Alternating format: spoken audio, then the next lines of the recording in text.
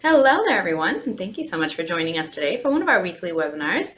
I'm Sam, and I will be moderating this presentation for you. And in just a second, we'll be joined by Wesley Boudreau, one of our financial advisors, and he's going to be covering several topics related to Social Security today. After his presentation, he'll also answer any questions that may have come up throughout his presentation. If you find you have a question while he's speaking, please feel free to enter it in the Q&A box. It's completely anonymous. We try to answer as many as we can, time permitted, of course, and what Wesley does not get to live with you today, we will make sure another advisor addresses with you, either through email or phone after the presentation has ended.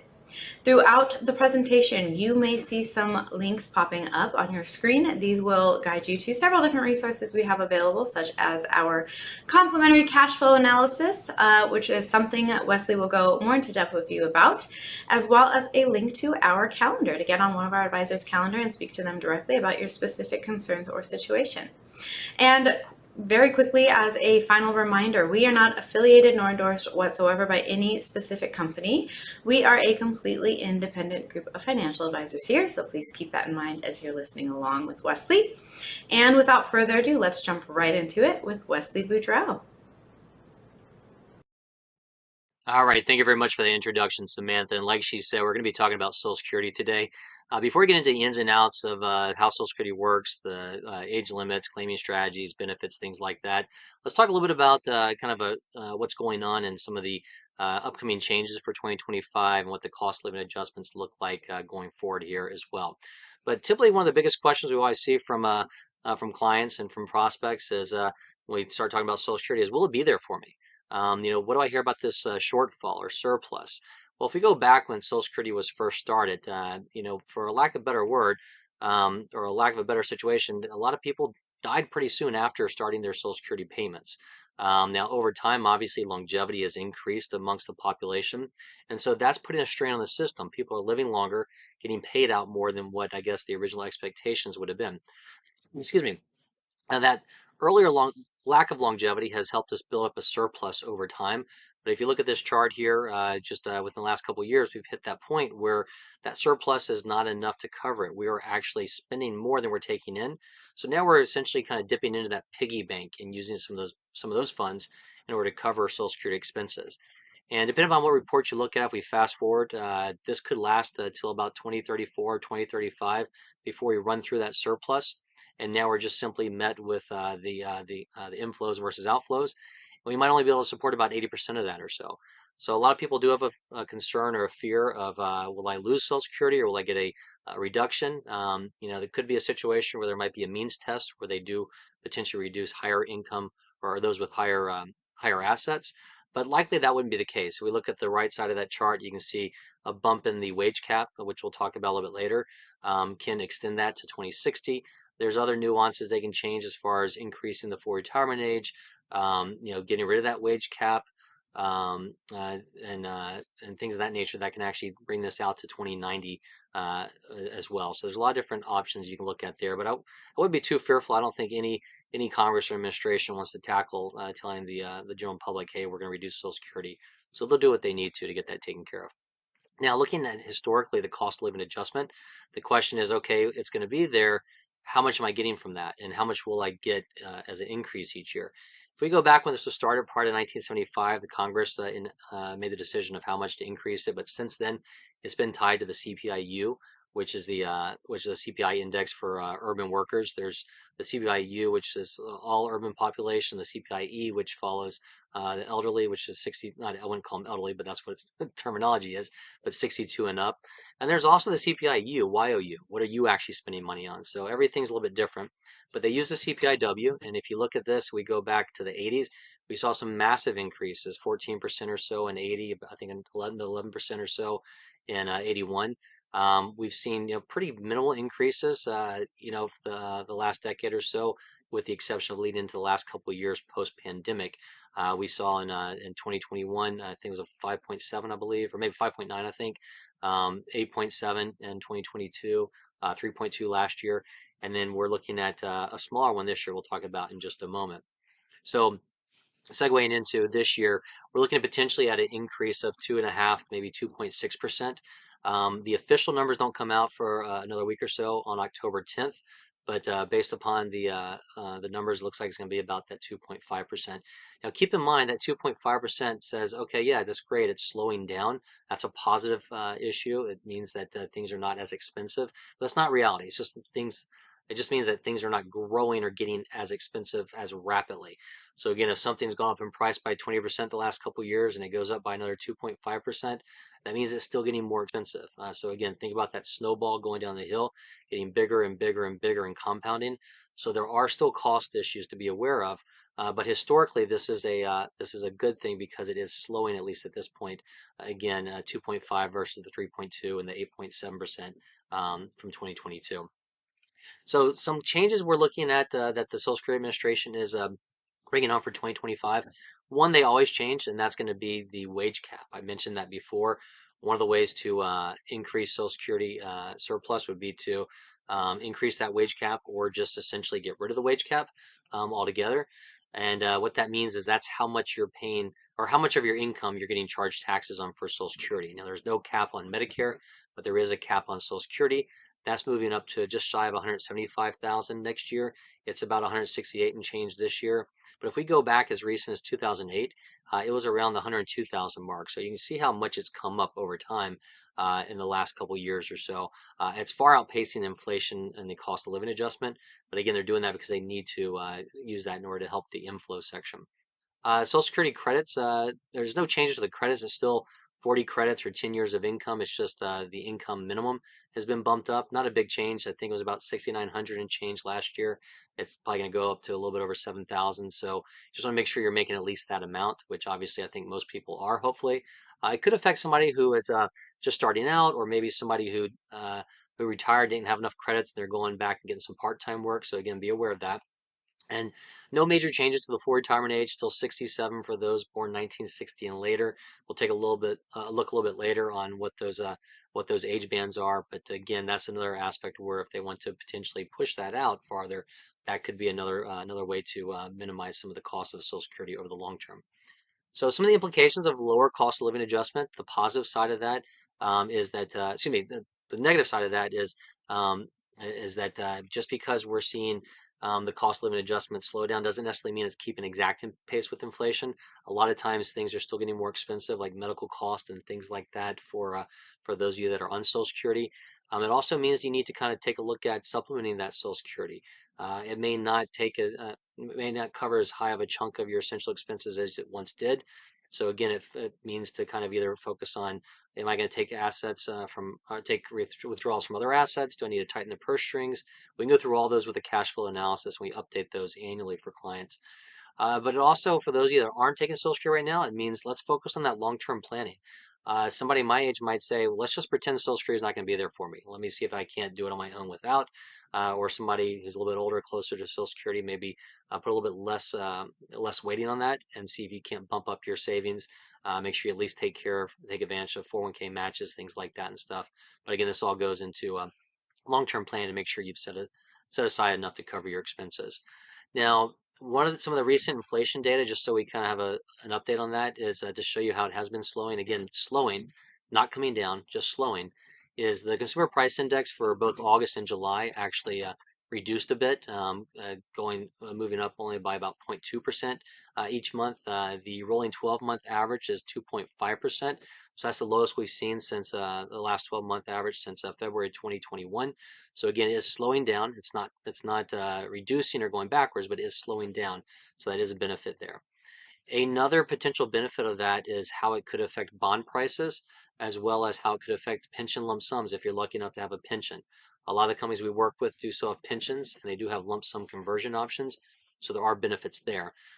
For bond prices, we've been coming off of a long period of time with low inflationary pressure, low interest rates, and not much yield. But the last couple of years, we have moved up and we've increased yield on bonds. So if we start to see the yield come down, that means the price will appreciate and be worth more. So let's assume that somebody maybe bought a bond last year and it paid 7% interest rates, and they went out and somebody wanted to buy a similar bond from the same company even next year, and they would only pay 5%. Well, that person with that 7% coupon is going to get a premium for it. So people will be willing to pay them a higher premium or a higher price for that. So that's a benefit there. On the pension side, think about like a mortgage. When interest rates are low, you can afford a bigger house or get a bigger mortgage.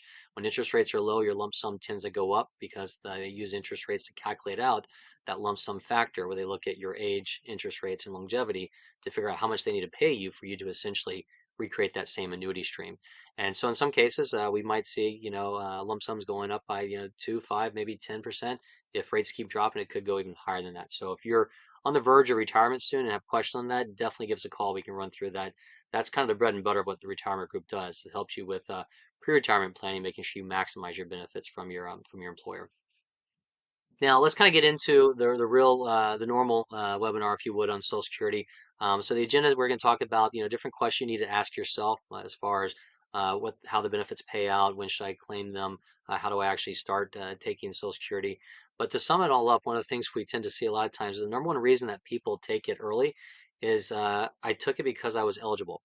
So just because you're eligible doesn't necessarily mean that you need to take it immediately. That's where it's important to run a review.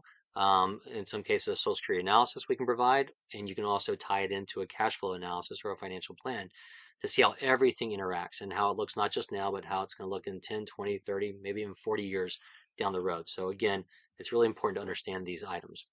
Now you can take it as early as age 62. In some cases, unfortunately for disability and stuff, it can be sooner, but for most of us, age 62 is the minimum. Full retirement age is going to be between 66 and 67, depending upon where you were born. We'll show you that in a moment. Or you can defer out till age 70, where you max out your benefits. You can't go beyond that. The Social Security will let you go beyond that and just not pay you, but you want to make sure you claim at least by age 70 to get that going. And as you wait, you get increases, roughly about 8% a year from full retirement age to age 70. And if you take it earlier, you get decreases. We'll show you some different charts as examples in just a moment. So why is it important to understand when to take Social Security? The age in which you take Social Security and claim your benefits can be a long-term effect, a long-term factor, and it could cost you thousands, if not tens of thousands, or maybe $100,000 over the long term. A lot of this is based upon your health, your longevity. If you're married, it's gonna be a double duty. It's gonna be a combination of what your life expectancies may be. You may have a spouse that's the same age. You may have a spouse that didn't work. You may have a spouse that's younger. There's a lot of different strategies in there, but there's not a one size fits all solution. That's why it's important to run a Social Security analysis. We'll run multiple strategies and give you the break even to show you what the best option is and then go through the pros and cons. Even though we may come out and say financially, hey, it makes sense to defer till 70. Even if you feel like you're comfortable with longevity on your side, you may say, well, I'd rather focus on taking it sooner so I can reduce what I'm taking from my other assets. We go through all those different strategies and analysis with you on that. As far as assigning a value to Social Security, it's really important to a lot of individuals. Roughly about 50% of married couples and about 70% of unmarried individuals rely heavily on Social Security. Um, this number here is, I'm not even going to kind of go into it, but it's a little bit outdated probably because where the interest rates used to be. But hypothetically, how much it would take of a nest egg for you to just invest in a 10-year treasury and kind of recoup or get the same long-term benefit somebody may get from Social Security. But the key point is Social Security is a keystone of a lot of our retirement income benefits, and it's really important to be aware of the best claiming strategies for that. So when should you start taking benefits and receiving those? There's a lot of factors to consider. Your full retirement age and your benefits calculation obviously goes into it, number one. The amount of future benefits can also affect your what the amount of future benefits can affect your early or delayed retirement. How that kind of comes into play. We'll talk a little bit later about taxation of that as well. How long you expect retirement to last? So the question is longevity on your side? Do you have parents that made it to their 90s or that are or grandparents that made it that long? Do you have major disease issues in your family where you may want to take it sooner rather than later? And even if you do, it may benefit you to delay because you're looking to focus more on passing on to your spouse and not what your specific income is. Do you plan to continue working? Are there other sources of retirement income that you're looking to pull from in order to grow and defer Social Security? Again, like I said, that full retirement age to age 70, 8% returns, that's a guarantee. It's tough to beat, so you may want to take advantage of that. And then again, like I said before, how your spouse may be affected in this decision. So the question is, when do I claim? Take a look at this kind of busy chart. And again, this is a hypothetical, but somebody who's at their full retirement age, in this case, maybe getting about $2,000 a month for the rest of their life, with cost of living adjustments. If they were to take it earlier, it's going to be a lot less. If they were to take it later and defer, it could be a little bit, it could be quite a bit higher. You can have about $1,000 difference between 62 and 70 in this case. If we look a little bit closer and take a look at when is my full retirement age and what those years mean. Essentially, anybody that was born in 1957 or younger has already hit their full retirement age. But for those of you a little bit later, we're looking at 66 and 8 months, 66 and 10 months. And then, like I said, 1960 and beyond, we're looking at age 67 and up. Now, that again is one that may potentially change down the road. And as far as the some of the different questions we're going to go through on those benefits is what's my monthly benefit, will retirement last, what type of retirement income will you have, how do I actually go through the pros and cons of claiming Social Security and all those different options we'll go over here in just a moment. Sorry. So the monthly benefit comparison we talked about, we saw that chart before, but in this case, let's assume somebody has benefits, or generally speaking, benefits at age 70 are going to be about 76% more than benefits at age 62. So a pretty big growth gap there. Delaying benefits from age 66, let's say assuming full retirement age, to 70 increases by 32%. Again, that's 8% per year. And starting beneficiaries only 62 versus 66 full retirement age in this example is going to decrease by 25%. So we can see in this case, and I can't even see without my glasses. So I think it's about 1350 to about 2375. So about $1,000 jump or difference in this case here as well. So the question everybody says is, how long will retirement last? What's longevity like for me? Again, everybody's unique and different, but longevity has been growing. About 1 in 3 retirees, according to the Social Security Administration, will live to age 90, and 1 in 7 to age 95. So again, make sure you are planning that. A lot of times deferring to age 70, the break even for most of us is going to be in our early 80s. So again, if you think you've got longevity on your side, that's where we get into that financial discussion, and then the emotional discussion, whether you want to wait and defer or not. So what if I'm working? How will this affect me? Well, just keep in mind if you're, for the most part, most people, if they're working, are not going to need to or want to collect Social Security. But if you decide to start collecting Social Security at full retirement age and you're still working, there's no issues there. It's if you decide to collect it early. So if you collect at 62 or another age before your full retirement age, what's going to happen is you're going to lose $1 for every $2 you earn over 22,000 and change.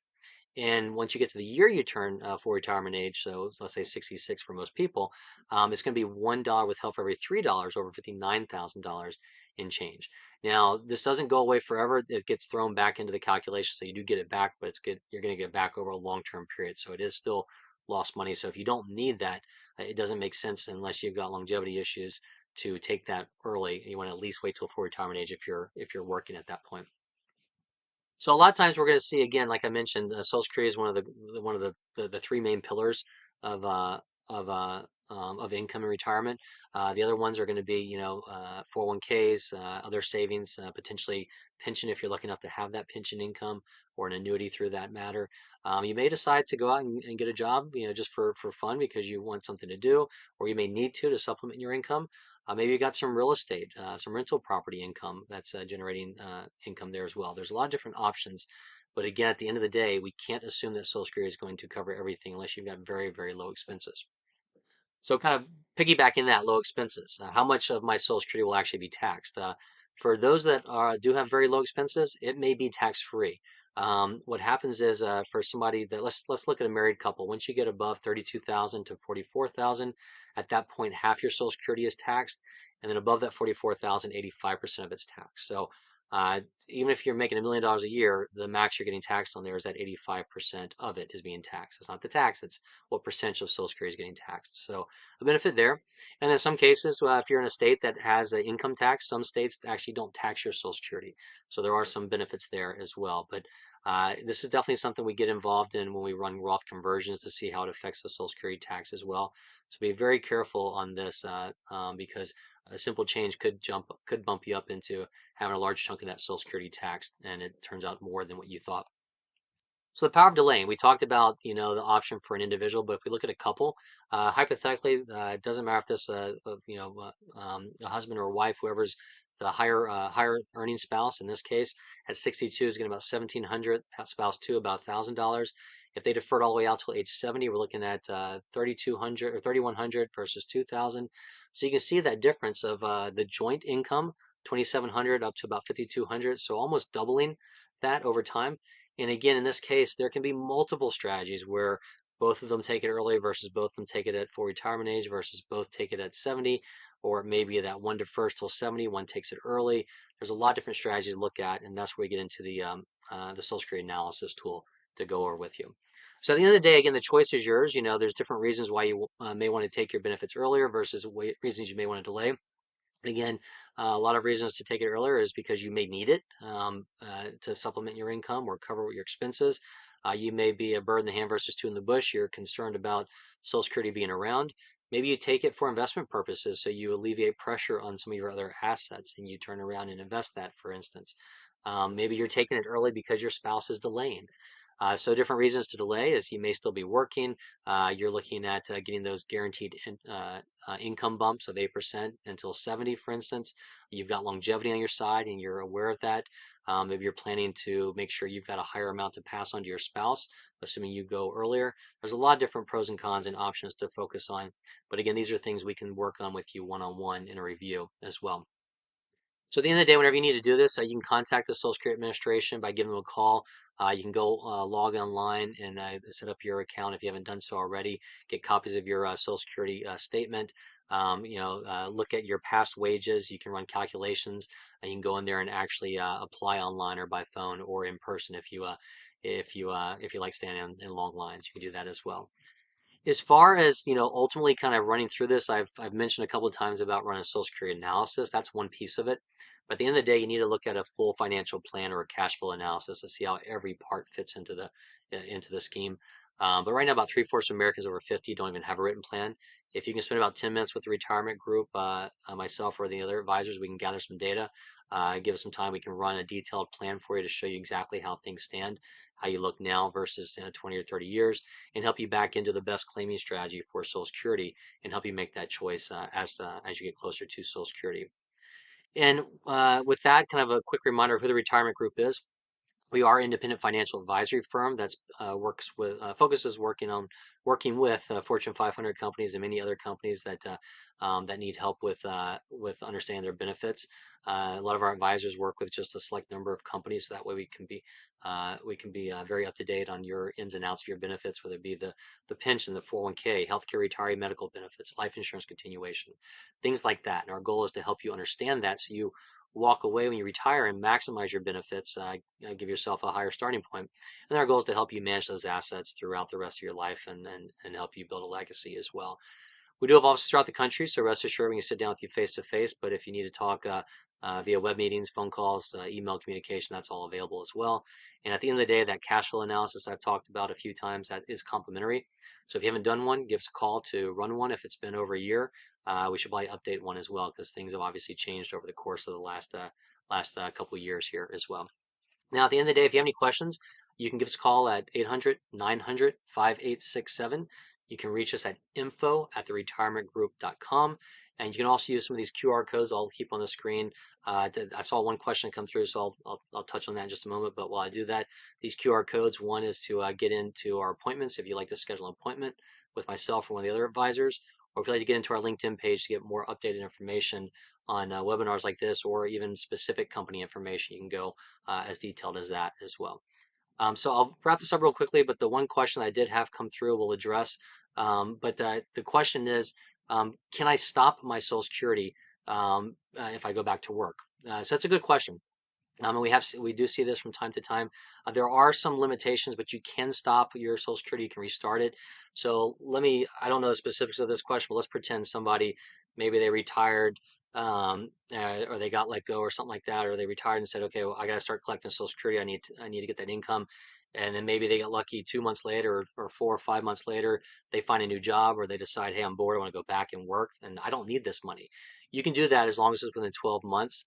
But what you're going to have to do is pay that back. So let's say you've collected for 5 months, you got to turn around and write a check back to the Social Security for that. So it goes back into your calculation. You don't lose it. It just goes back into your calculation.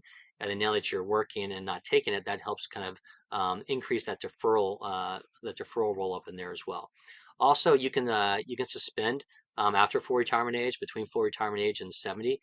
You can suspend if you want to get continued growth on there as well. But again, a lot of these are going to be more one-on-one conversations. So just feel free to give us a call. We'll be happy to go through those with you. But great question. And with that, I'll wrap it up. Just a quick reminder, even though I mentioned we didn't go through any specific companies, we do a lot of work with companies that have pension plans and 401ks, and we help you with those reviews. That does not mean we're employed or endorsed by that company. But again, our advisors focus on a select number of companies. So if you get any specific questions, chances are we can dig into those with you. And ultimately, we can run a full review to help you determine the best day to retire so you maximize your benefits. With that, I want to thank everybody for joining us, and I hope you have a great day.